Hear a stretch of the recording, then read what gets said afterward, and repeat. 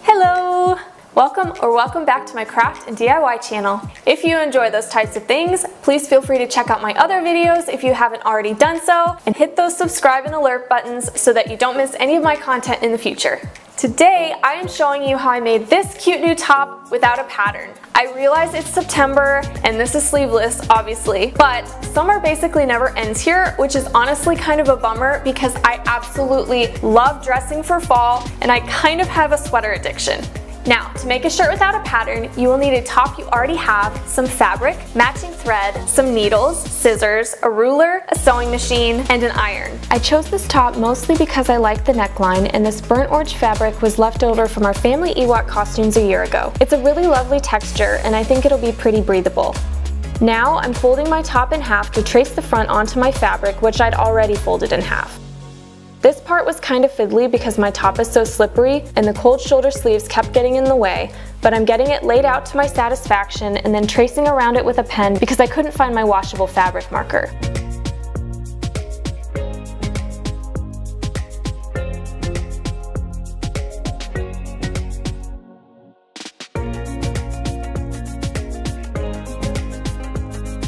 Next, I'm cutting it out. I'm leaving seam allowances along the neckline and under the arm, but I decided I wanted it to fit a little more snugly than the top I traced it from, so I'm cutting the side right along the line. I do the same with the back of the top, and I made sure to mark the seam allowances all along the top edges of both pieces.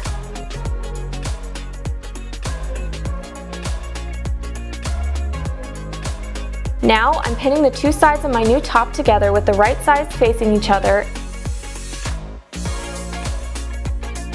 and then I'm sewing a straight seam down each side with a 1/2 inch seam allowance.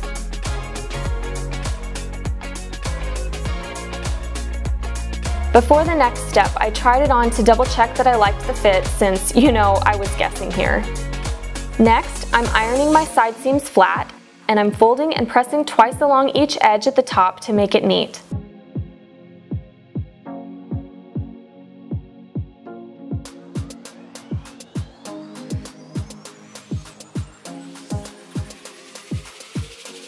I've also decided to fold my side seams over to make them look nicer too. When all the pressing is done, it looks like this.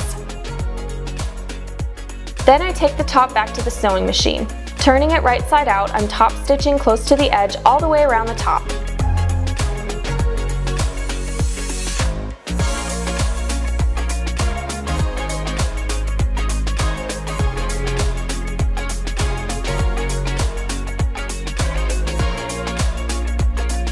Now it's time for the straps. I measured a length of fabric twice the length of a strap from my original top, plus a little extra, and 3/4 of an inch wide. And I pinned it in half with the wrong side out.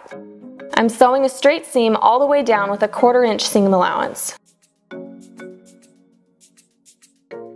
Now I'm trimming close to the seam to get rid of as much excess fabric as I can.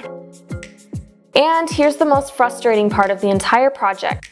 Taking the big needle and attaching some thread to one side of one end of the strap, I'm threading it through the tube I made.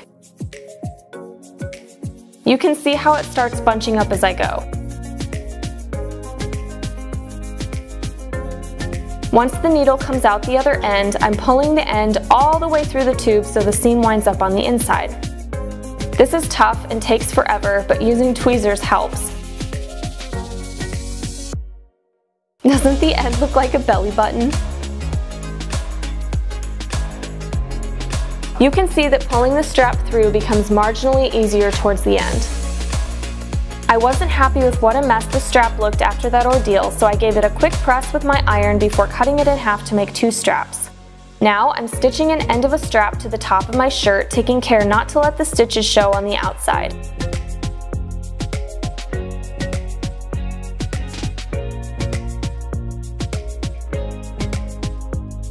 Repeat with the other ends of the straps.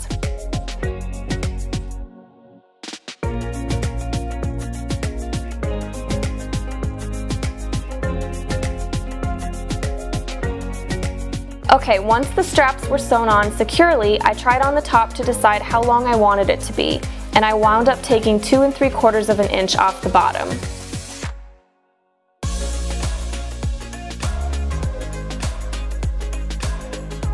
Please enjoy this clip of Munchkin being cute, and this footage of me hand stitching the folded seams down on the inside because I've watched probably too much footage of Bernadette Banner felling raw edges on her garments.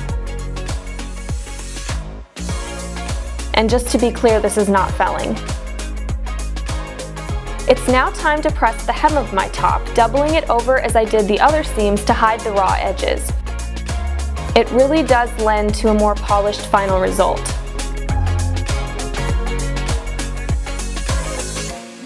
And now I'm top stitching all along the hem to finish it off.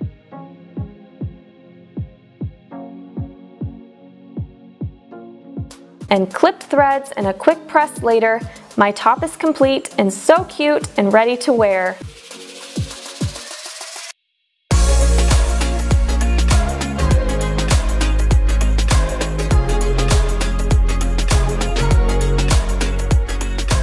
Alright, I hope this inspired and encouraged you to try to make a top of your own. Until next time, stay safe, and if you live near an apple orchard, please go enjoy some fresh, hot apple cider donuts for me at your very first opportunity. Okay? Thanks, bye!